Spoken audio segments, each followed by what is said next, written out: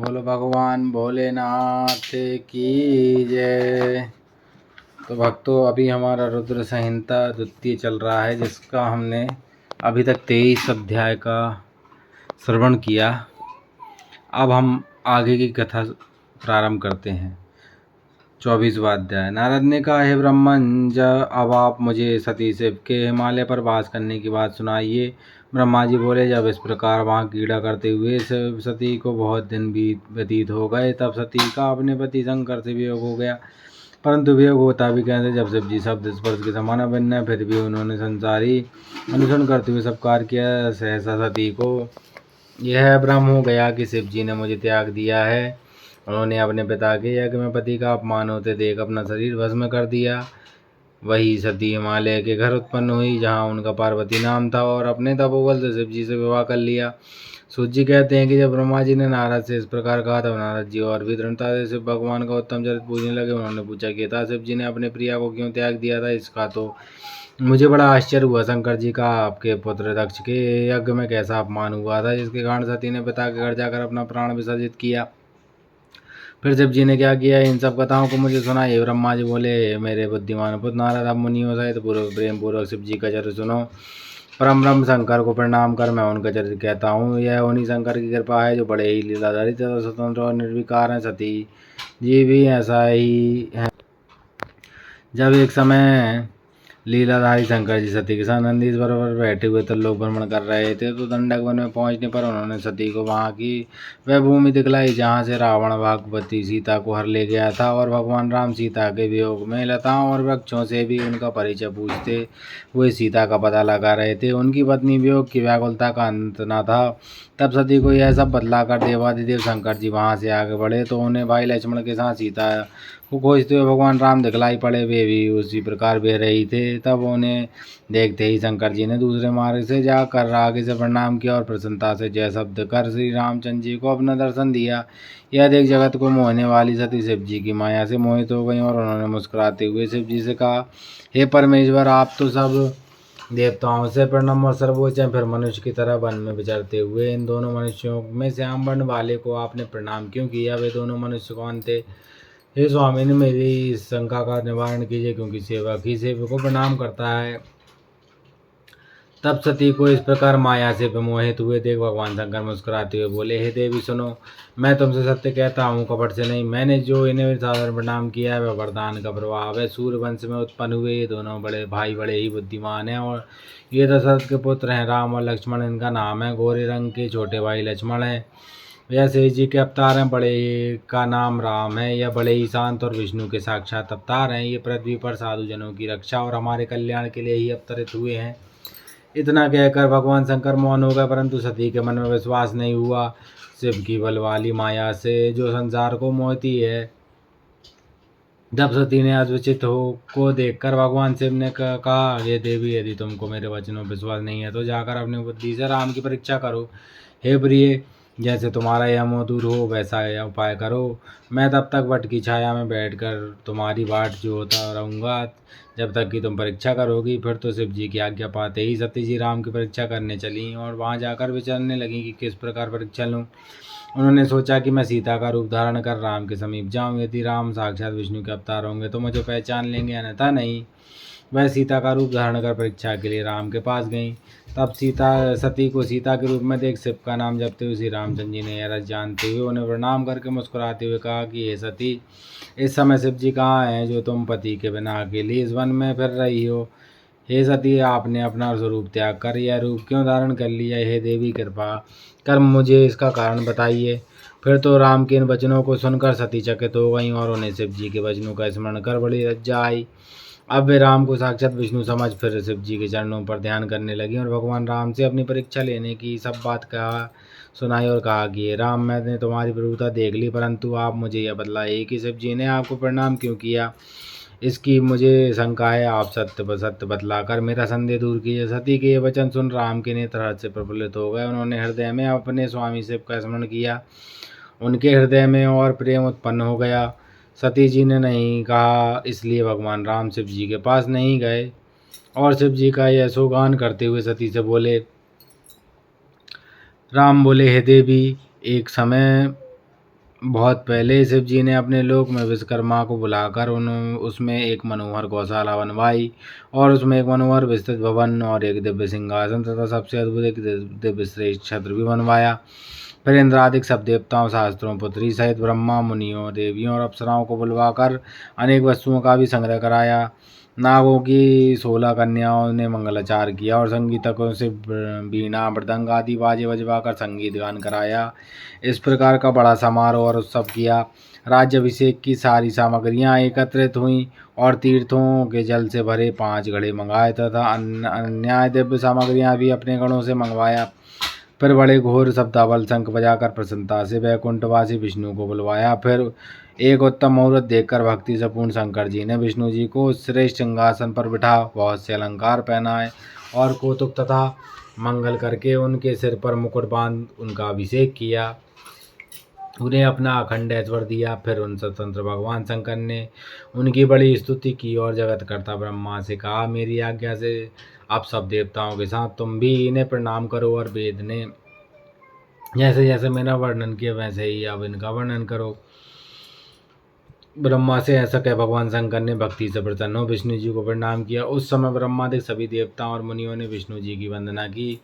शिव जी ने विष्णु जी को अनेकों वरदान दिए, सभी लोगों का कर्ता भर्ता और संगर्ता बनाया, धर्म अर्थ कामना देने वाले और दुष्टों पर शासन करता बनाया। अपनी तीनों शक्तियां प्रदान की। त्रिभुवन में स्वतंत्र और अनेकों लीला करने वाला कहा। आप अपनी सारी मायादी अनेकों अवतार लेकर संसार का पालक बनाया। अपने लोक में गोलोक नामक स्थान दिया और कहा, विष्णु पृथ्वी पर आपके जितने भी अवतार होंगे मेरे भक्त आदरपूर्वक उनका दर्शन करेंगे। इस प्रकार विष्णु जी को अखंड ऐश्वर्य देकर अपने गणों से शंकर जी कैलाश पर चले गए। उसी समय से भगवान विष्णु ने गोप वेश धारण किया, गोपों गोपियों और गौओं के स्वामी बने। इस समय शिव जी की आज्ञा से उन्होंने 4 अवतार धारण किया है।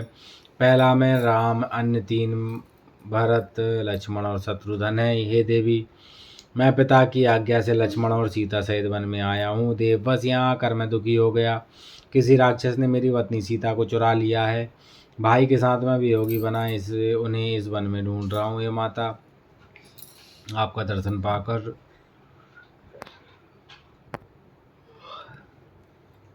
मेरा कल्याण हुआ। यदि आपकी कृपा रही तो सर्वथा मंगल ही होगा। आपकी कृपा से मैं उस राक्षस को मार सीता को प्राप्त करूंगा। आज बड़े भाग्य से आप दोनों का दर्शन मुझे प्राप्त हुआ। जिस पर दोनों की कृपा हो वह धन्य है।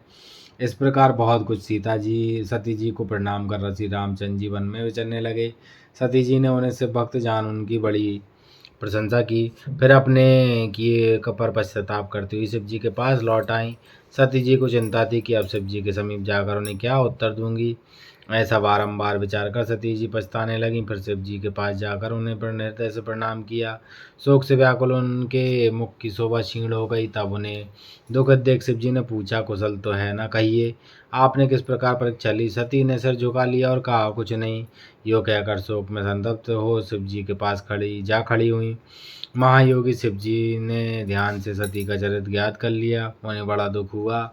उन्होंने सोचा, अब यदि मैं सती से पूर्ववत स्नेह करूं तो मेरी शुद्ध प्रतिज्ञा भंग हो जाएगी। वेद धर्म के पालक शिव जी ने यह विचार कर सती को मन से त्याग दिया। फिर सती से कुछ न कहकर कैलाश की ओर बढ़े। मार्ग में सबको और विशेषकर सती जी को सुनाने के लिए आकाशवाणी हुई कि हे परमेश्वरी, हे महायोगिनी, आप धन्य हैं। आपके समान तीनों लोकों में से ऐसा कौन प्राण पालक हो कोई नहीं है। यह आकाशवाणी सुनते ही सती कांतिहीन हो गई। फिर उन्होंने शिव जी से पूछा, हे नाथ, आपने कौन सा प्रण किया है परमेश्वर, मुझसे कहिए। परंतु सती जी के पूछने पर भी शिव जी ने ब्रह्मा विष्णु के आगे की हुई अपनी पूर्व प्रतिज्ञा को ना बतलाया। फिर तो सती जी ने अपने प्राण प्रिय शंकर का मन में ध्यान करके अपने त्याग की सारी बातें जान लीं। शिव जी द्वारा अपना त्याग समझ उनके मन में बहुत दुख हुआ। वह शोक से व्याकुल होकर शीघ्र ही तीव्र निश्वास होने लगीं। तब वह सब समझ शिव जी सती का मन बहलाने के लिए अनेकों कथाएं कहने लगे। फिर भी उनके निकट ही खिन्न चित्त सी बैठी रहीं। सती और शिव के इस चरित्र को किसी ने नहीं जाना। बहुत समय व्यतीत हो गया। जब शिव जी ने समाधि खोली तो निकट जाकर सती जी ने फिर शिव जी को प्रणाम किया। उदार बुद्धि शंकर जी ने उन्हें अपने सम्मुख आसन दिया। बहुत सी मनोहर कथाएं कहकर सती को विमुक्त किया। सती के हृदय में पहले से ही सुख हो गया, परंतु शिव जी ने अपनी प्रतिज्ञा न छोड़ी। इस कथा से मूर्ख जन शिव सती का वियोग समझते हैं, परंतु वास्तव में उनका वियोग नहीं हुआ, क्योंकि जो कुछ होता है सब उनकी इच्छा से ही होता है। फिर वियोग कैसा सती और शंकर का चित्त कोई नहीं जान सकता। 26वां अध्याय। ब्रह्मा जी बोले, इस प्रकार पूर्व काल में प्रयाग में एकत्र होकर मुनियों ने एक महान यज्ञ किया। इसमें सभी प्रकार में सम्मिलित हुआ। अनेकों शास्त्रों में ज्ञान कांड का प्रचार हुआ। अनेक गणों का साथ लिए शिव जी भी सहित सती सहित उसमें आए। सबने भक्ति पूर्वक उन्हें प्रणाम कर उनकी स्तुति की। जब शिव जी के दर्शन से संतुष्ट हो अपने भाग्य की प्रशंसा करने लगे। इसी प्रकार प्रजापतियों के स्वामी दक्ष भी वहां आ गए और उन्होंने केवल मुझे ही प्रणाम किया तथा मेरी आज्ञा से वहां बैठ गए। फिर सबने तेजस्वी दक्ष की बड़ी पूजा की, परंतु परम स्वतंत्र लीला बिहारी महेश्वर अपने आसन पर ही बैठे रहे और उन्होंने दक्ष को प्रणाम भी नहीं किया।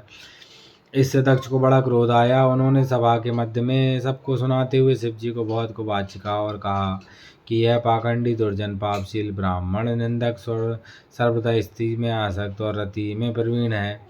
संबंध से मेरा पुत्र होते हुए भी इसने मुझे प्रणाम तक नहीं किया, अतः मैं इसे शाप दूंगा। हे ब्राह्मणों और देवताओं, तुम सभी सुन लो। यह सब मेरे द्वारा सर्वथा ही वध करने योग्य है। मैं इसे बहिष्कृत करता हूँ। अब आज से यह देवताओं के साथ भाग नहीं पावेगा। यह वर्ण विहीन, शमशानवासी और कुल जन्म से हीन है। यह सुनते ही नंदीश्वर की आंखें लाल हो गईं। उसने दक्ष को बहुत डांटा और फटकारा। दक्ष नंदीश्वर को भी शाप देने लगे। शिव जी के समस्त गणों को भी उन्होंने शापित किया। फिर तो नंदीश्वर और भी क्रोध आ गया। उसने उस महागर्भित दक्ष से कहा, हे दुष्ट बुद्धे, क्या तू शिव तत्व को नहीं जानता रे मूर्ख? यह तो तूने भृगु आदि ऋषियों के मध्य में इन महाप्रभु भगवान शंकर का उपवास किया है। इससे शिव जी के प्रभाव से मैं भी तुझे शाप देता हूँ कि तुम सब ब्राह्मण वेद का वास्तविक अर्थ न समझकर केवल आशीर्वाद अर्थवाद पर ही विश्वास करोगे। जब क्रोध नंदीश्वर ने इस प्रकार ब्राह्मणों को शाप दे दिया, तब वहाँ बड़ा हाहाकार मच गया और दक्ष ने तो पहले ही शंकर जी को शाप दे दिया था। तब भगवान शंकर नंदीश्वर को समझाते हुए बोले, हे महाप्राग, तुम्हें क्रोध नहीं करना चाहिए था। तुमने मेरे नाते व्यर्थी ब्राह्मण वंश को शाप दे दिया। मैं ब्राह्मण और वेद को शाप नहीं देता। तुम यह यथार्थ में जान लो कि दक्ष का शाप मुझे नहीं लगा। अब तुम शांत हो जाओ। मैं ही यज्ञ कर्म और यज्ञों का अंग हूँ। सब मुझसे ही विद्वान है। अब शांत हो, क्रोध आदि त्याग, स्वस्थ हो जाओ। नंदीश्वर शांत हुए। शिव जी अपने गणों के साथ लेने धाम को चले गए। दक्ष भी ब्राह्मणों के साथ ले अपने स्थान को चला गया। अब प्रजापति दक्ष शिव निंदक हो गया। हे तात, यह मैंने शिव और दक्ष का विरोध कहा।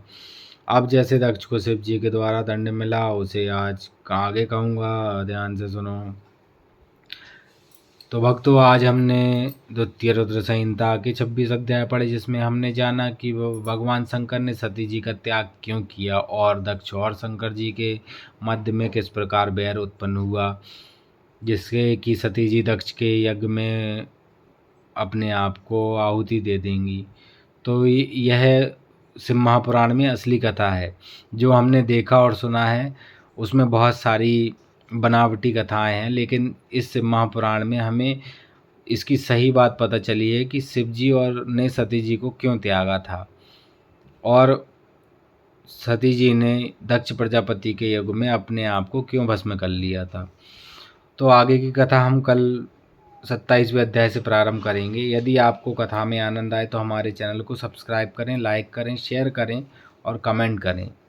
बोलो भगवान भोलेनाथ की जय। हर हर महादेव।